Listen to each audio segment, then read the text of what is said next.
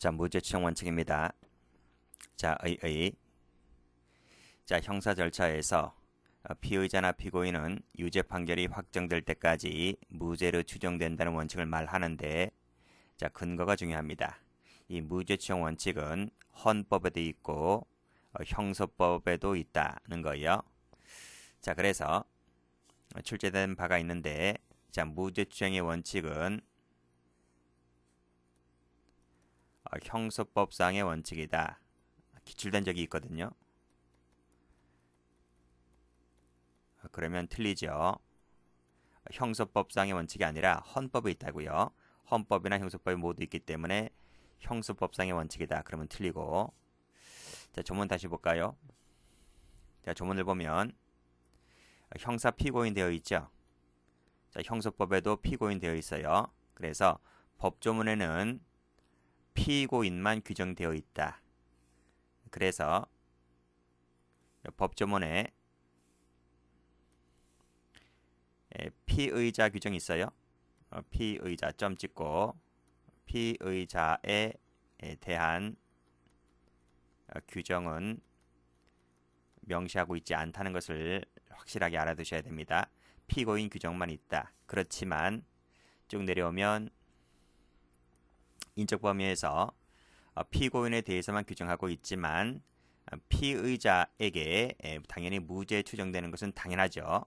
그래서 기소된 자인 피고인에게 인정된다는 말은 당연히 기소되지 아니한 피의자에게 인정되는 것은 누가 보더라도 뻔한 얘기입니다. 그래서 이론상은 둘 다 인정되지만 법조문에는 피고인만 규정되어 있다는 것을 반드시 구별해서 공부를 해두시고, 다시 올라가서 자, 피고인은 유죄 판결이 선고가 아니고 확정입니다.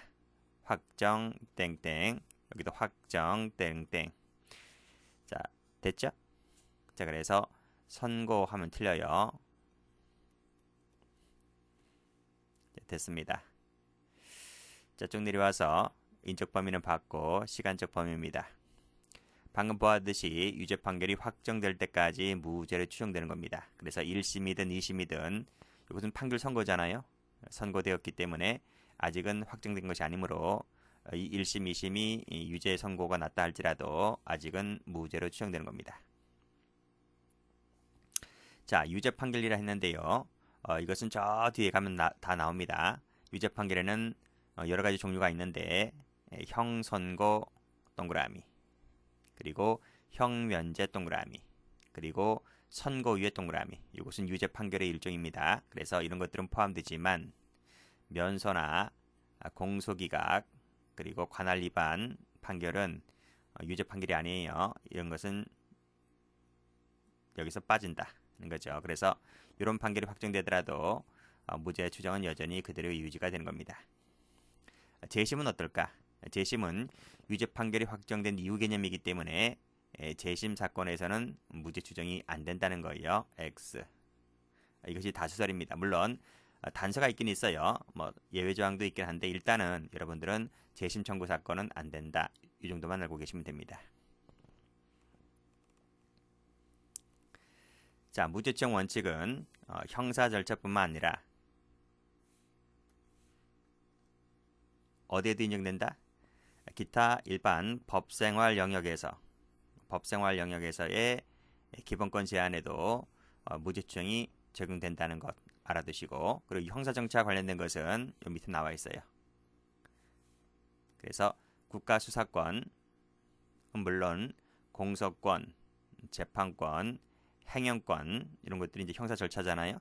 이런 행사에 있어서는 당연히 무죄로 추정되는 것은 맞고, 자, 쭉 내려오면 거중 책임 누구한테 지어지고 있다? 그렇죠. 검사에게 부담시키고 있죠. 그래서 검사에게는 유죄 입증 책임이 부담되는 거고요. 역시 인신구속 제한, 부당한 대우 금지 등이 적용된다. 자, 내용입니다. 첫 번째, 인신구속 제한이죠. 그래서 무죄 추정이기 때문에 원칙이 뭐다? 불구속이 원칙이다. 밑줄. 그리고 이 무죄 추정 때문에 인신구속에 대한 제한 원리가 작동하는 거예요. 자, 임의수사가 원칙이라는 부분, 영장주의, 보석, 체포구속 적부심, 비례원칙 다 여기서 튀어나오는 겁니다. 자, 판례 보면 자, 무죄 추정은 수사 절차에서 공판에 이르기까지 형사 절차의 전 과정을 지배한다. 전자 동그라미. 자, 불필요한 고통 금지도 여기서 나오는 것이고, 그래서 구속 외에는 불필요한 고통을 가하지 않을 것이 요구된다. 즉 도망가지 못하게 잡아두면 되는 것이지 그 이상의 고통을 가하지 말라, 이런 얘기입니다. 접견교통권도 여기서 나오는 거죠. 자, 두 번째, 자, 의심스러울 때는 누구의 이익으로 한다? 피고인 이익으로 한다는 거예요. 그래서 뭐 라틴어로는 인두비오 프로리오 이렇게 뭐 표현하기도 하는데, 자, 밑에 보면 의심스러울 때 누구로 이익을 한다? 피고인 이익으로 한다. 따라서 법관은요, 피고인에게 유죄 판결을 하려면 합리적 의심이 없을 정도로 피고인의 유죄를 확신해야 돼요. 유죄를 확신 때릴 때 유죄 판결하는 것이지, 조금이라도 의심이 들면 그때는 유죄 판결 때리지 말고 피고인의 이익으로 가서 무죄로 때려라, 이런 얘기입니다. 됐고, 역시 거증 책임은 검사가 부담하죠. 자, 불이익 처우 금지, 예단 배제, 그리고 진술 거부권, 그리고 부당한 대우 금지, 이런 것들이 이제 무죄 추정에서 나옵니다. 자, 읽어보시면 되겠고요. 자, 판례 보면, 자, 불이익 금지, 앞에서 말씀드렸는데 이 불이익에는 형사 절차 상의 불이익, 그리고 그 밖의 기본권 제한에 관련된 불이익, 이 두 가지가 모두 다 포함됩니다. 자, 중요한 것은 판례죠. 자, 무죄 추정 원칙에 위반되는 판례를 보도록 합니다. 첫 번째, 수사 및 재판 단계에서, 수사 및 또는 재판 단계에서 유죄가 확정되지 아니한 미결수에게 재소자용 의뢰를 입게 한 부분이죠. 그럴 때 무죄 추정 원칙에 위반된다, 이 뜻입니다. 수사, 즉 뭐 경찰이든 검찰에 나갈 때 호송차 타고 나가잖아요. 카메라 쫙 깔려 있죠. 그때 재소복 입고 나가면 사람들이 어떻게 생각하겠어요? 저 사람 죄지었네, 이렇게 생각하잖아요. 선입견을 가질 수가 있기 때문에, 따라서 법정에 나갈 때나 검찰에 나갈 때나 재소자용 의뢰를 입게 하는 것은 무죄 추정 원칙에 반한다는 거예요. 자, 그런데 다음 페이지 한번 가보면, 자, 위반되지 않는 판례 1번입니다. 미결수용자에게 무슨 옷을 입게 하였다? 재소자용 의뢰를 입게 한 부분인데, 어디서? 시설 안에 있을 때는 괜찮다, 이런 말입니다. 그렇죠? 어차피 미결수들밖에 없는 부분이잖아요. 뭐 그때 뭐 일반 민간인이 보는 것도 아니고요. 그래서 밑에 보면 구급 목적 달성이라든지 질서 유지, 안전 질서 유지, 이런 규율, 나름대로의 구치소에서 이런 규율도 있기 때문에 싸복 입고 다니면 안 되죠. 싸복 입고 다니게 되면 뭐 교도관이랑 다를 바 없잖아요.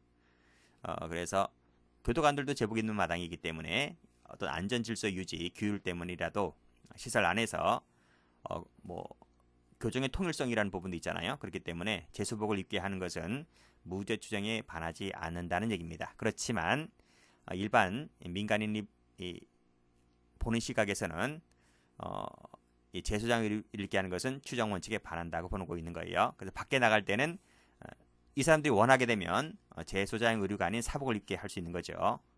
그게 불편하다고 하면 뭐 재소장이 입고 나갈 수도 있는 것이고요. 자, 됐습니다. 자, 두 번째 가보죠.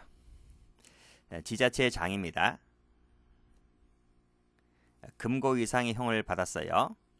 선고받은 거예요. 선고다, 선고. 확정이 아니죠. 여기 나와 있네. 확정받지 않았다. 앞에서 뭐라고 했습니까? 유죄 판결이 확정될 때까지는 무죄 추정이라고 했잖아요. 근데 아직 선고밖에 나온 것 아니고요. 근데 여기서는 생략되어 있는데 요 지자체장은 적어보세요. 불구속 상태였습니다. 구속된 상태가 아닙니다. 불구속 상태였음에도 불구하고, 확정되지 않았음에도 불구하고 이 부단체장이 그 권한을 대행하도록 한 이 지방자치법 조항은 무죄 추정에 반한다는 거예요. 불구속이 아님에도 불구하고 불구속이 아니게 되면 업무 처리 계속 할 수 있잖아요. 지자체의 장으로서. 그랬음에도 불구하고 권한 대행하게 한 것은 원칙에 반한다. 자, 비교될 것이 다음 페이지에 나와 있는데,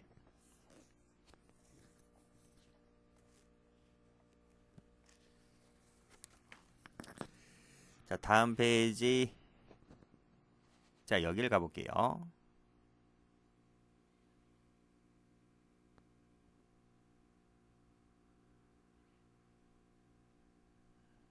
그 다음인가? 그렇죠. 자, 여기 한번 보세요.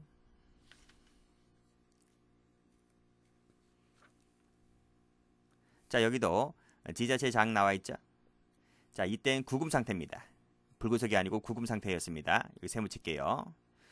자, 부단체장이 권한 대행을 하도록 한 지방자치법 111조 1항 2호입니다. 차이가 있는 것은 뭐예요? 구금 상태라는 거예요. 앞에는 불구속 상태였기 때문에 앞에 것은 권한 대행한 것은 무죄 추정에 반한다 하지만 여기서는 구금 상태였기 때문에 여기 나와 있죠. 구속되어 있는 상태에서는 물리적 부재 상태라는 거예요. 그렇기 때문에 뭐 도장을 찍을 수가 없잖아요. 결제를 할 수가 없기 때문에 따라서 물리적 부재인 상태이므로 부자장이 그 권한을 대행하는 것은 불가피하다는 겁니다. 그래서 이 권한 대행하는 부분은 무죄충 원칙에 반하지 않는다는 그런 내용의 판례입니다. 자, 비교 좀 해두셔야 되겠죠. 여기는 구금 상태였다.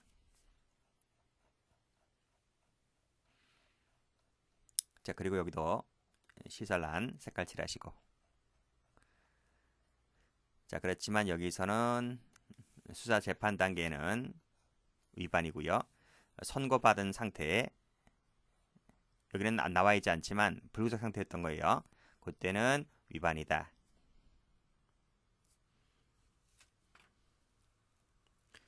다음 판례 봅니다. 자, 형사사건으로 기소된 교원입니다.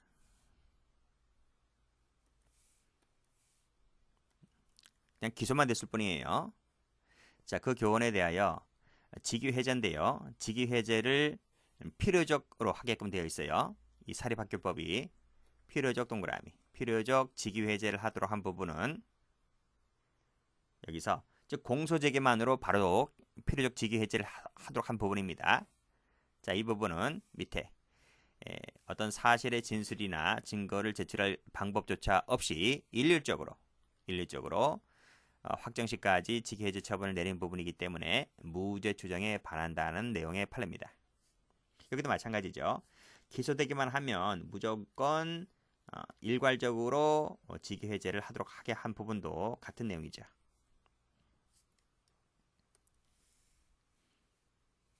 자, 밑에 것도 비슷하다 볼 수 있어요.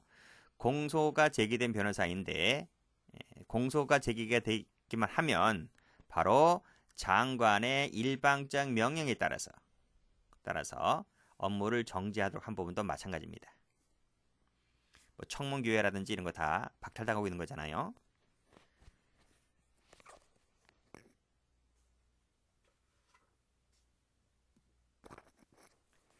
자, 비교되는 판례 한번 가볼까요? 자, 여기를 가보면 여기도 기소가 됐잖아요. 기소가 됐는데 여기는 판결이 확정될 때까지는 직위해제를 할 수 있도록 그랬죠. 그렇죠? 할 수 있도록 이 말은 임의적입니다. 이퀄 임의적 직위해제 한 부분은 그때는 무죄 추정에 반하지 않는다는 내용이죠. 비교할 수 있겠어요? 됐죠? 그런 부분 조심하시면 돼요. 그래서 여기는 할 수 있다는 부분 비교하시고 앞에서는 필요적 색깔이 뭐였지? 자, 이 색깔이네요. 일률적, 일방적 이런 부분들은 위반된다. 자, 다음 페이지입니다.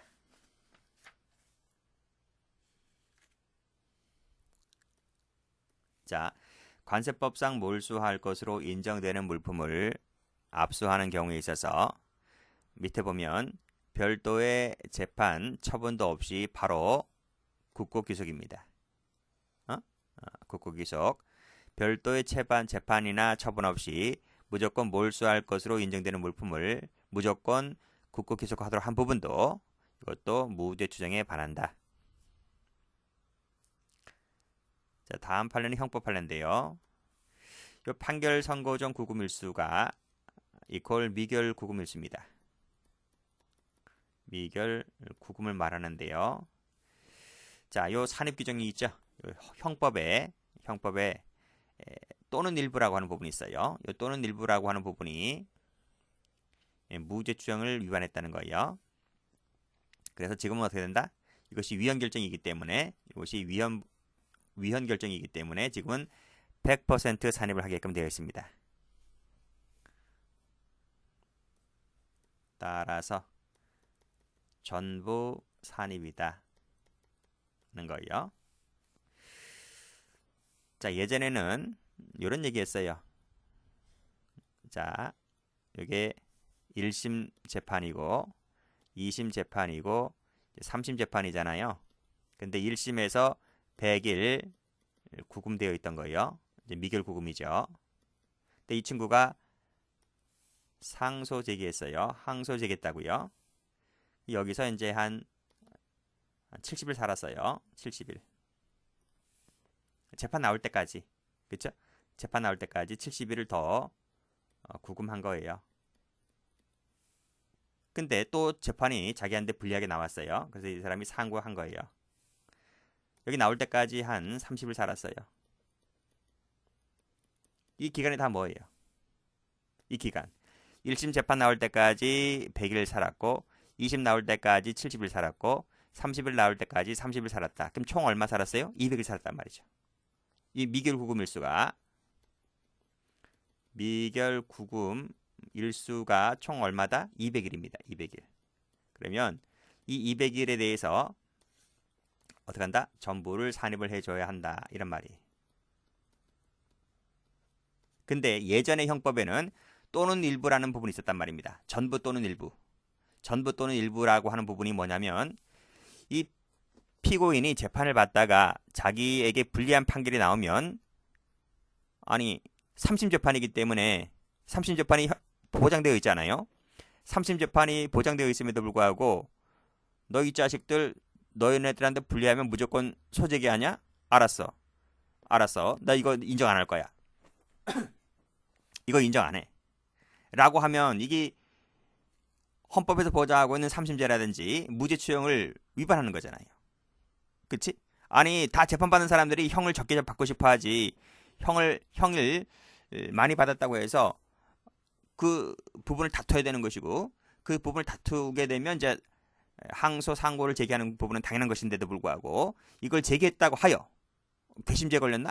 괘씸죄 걸렸다 하여 이것을 인정하지 않는다 그러면 어떤 건 인정해주고 어떤 건 인정하지 않아주고 판사 네 멋대로 하면 그거야말로 무죄추정의 원칙을 깨뜨리는 것이다 라는 겁니다. 그래서 이것이 위헌 결정 받게 되는 거죠. 또는 일부가 위헌 결정 받아서 지금은 100%를 산입을 해줘야 되는 겁니다. 그래서 200일 모두 다 산입을 해줘라 이런 얘기죠. 그래서 요 밑에 판례도 같은 내용의 판례인데요. 지금은 전부 산입되어야 한다는 얘기입니다. 여기도 상소 제기 후 취하 시까지 전부 산입되어야 하는 것이다.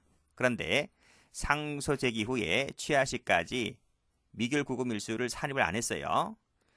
이것은 이 전부 산입에 위반되는 것이겠죠? 그런 내용입니다. 다음 판례. 자, 도주나 폭행, 소요, 자해 등의 우려가 없어요. 없다고요. 그러면 검사 조사실에서 검사가 교도관에게 개구 해제를 요청을 해요. 그러면 포승을 풀어줘야 되는 거잖아요. 수갑하고 포승을 풀어줘야 됨에도 불구하고 교도관이 FM입니다. 안 풀어줍니다. 검사가 요청하는데도 불구하고 안 풀어줍니다. 이런 교도관들이 있어요. 이것은 그렇게 한 상태에서 계속 사용하도록 했다는 겁니다. 검사가 요청하고 있음에도 불구하고 안 풀어주고 계속 사용한 채 조사를 받게 한 부분은 역시 이것도 무죄 추정에 반한다는 거예요. 왜 교도관이 이런 행위를 했을까요? 도주 우려가 있기 때문에 그래요. 그래서 이 교도관들은 이 피의자나 피고인이 화장실 갈 때도 따라가요. 화장실 갈 때 옆에서 지켜보고 있어요. 딴짓거리 하고 있는지. 그렇죠? 그렇게 하고 있는 겁니다. 만약에 도주하면 이 교도관 파면입니다. 그래서 교도관에게 있어서 가장 큰 징계가 뭐냐면 재소자들이 교도소에서 구치소에서 자살할 때 그때 자살했다고 하여 교도관이 책임지진 않아요. 그냥 경위서 쓰고 말아요. 그러나 도주하다 만약에 잡히는 경우가 태반이겠지만 도주하다 했다 그러면 일단 담당 교도관 다 파면입니다. 이하 묻지 않아요. 무조건 파면입니다. 그래서 가장 큰 이 징계 사유나 파면 사유, 이 징계 사유가 되기 때문에 교도관은 웬만하면 풀어주지 않죠. 근데 이런 판결이 나왔기 때문에 이런 헌재 판례가 나와서 이 판례가 나온 이후부터는 지금은 교도관이 조사 받을 때 이걸 풀어주고 이제 조사 받게끔 하고 있죠. 됐습니다. 여기까지 할까요?